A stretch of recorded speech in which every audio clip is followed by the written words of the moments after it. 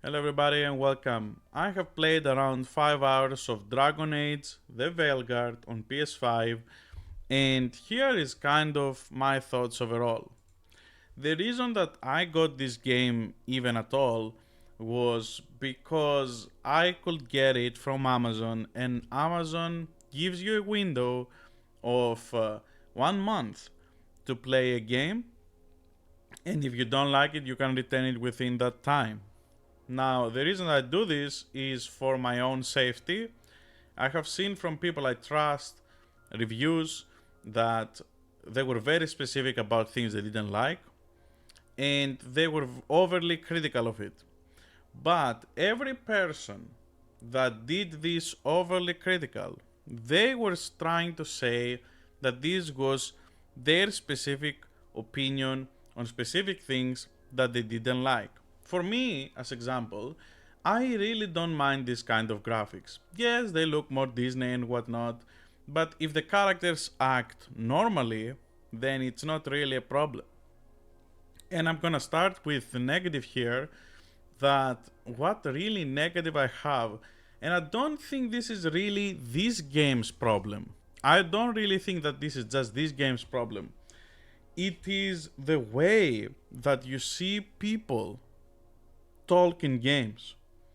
Like, I selected something to be kind of rude to someone that I just met. It was like condescending or something.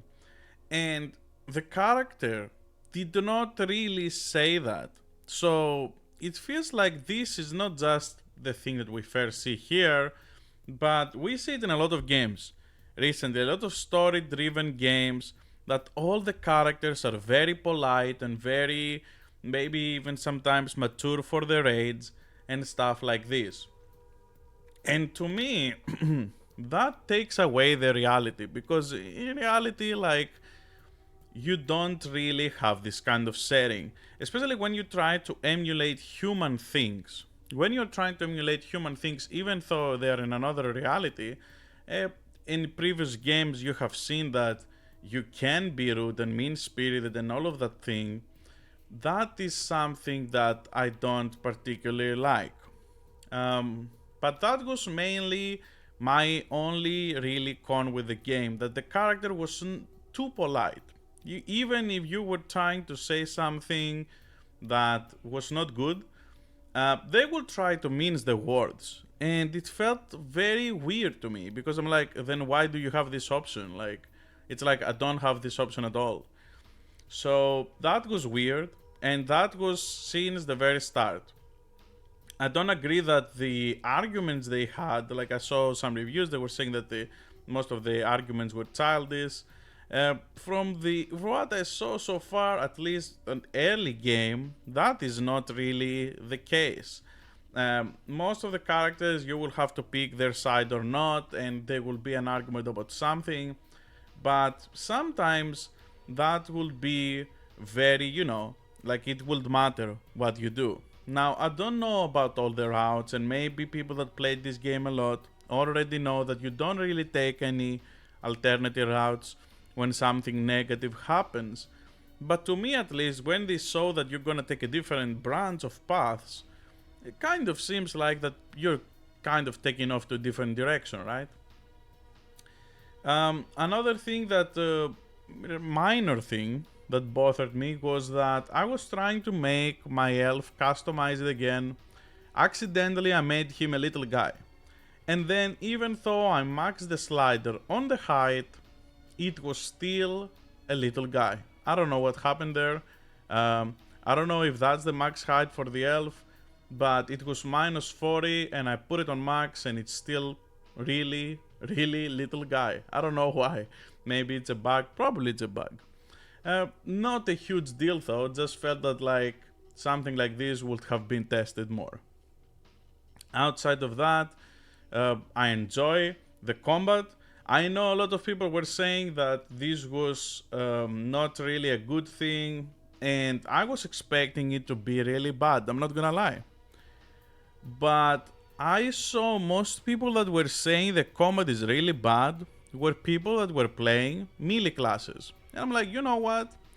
if people that are saying that, you know, they played warrior, they played rogue, and both of those classes, they were kind of bad. So I'm like, I will just go with the mage. The mage was completely fine, normal mage fantasy. You have your blast, you have the dodge, you have some teleport things, and it felt overall, because usually in ARPGs I just go for mage. So for this as well, I felt that I was kind of obligated to get the mage first, so all of those things connected. Maybe they need to do some balances for people to feel more impact, but I felt a lot that if you don't have what it takes, or if you don't do the right things to remove those kind of guards that they have on their health bars, you are going to be hitting a lot. You're hitting a dumpster or something. And your spells cost a lot of mana, so when you do one, usually you don't have it for a while.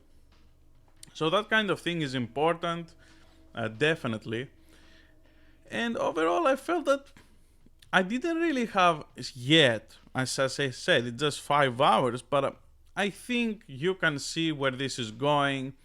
The combat feels very God of War, and overall the traversing, I think as well, feels very God of War. There are puzzles and stuff like that. But I think the biggest negative that this game has is the unexpected kind of thing that the writing, which I don't think most people would expect from a Dragon Age game. Here I was so excited. Oh my god, a dragon! I'm gonna fight the dragon right now.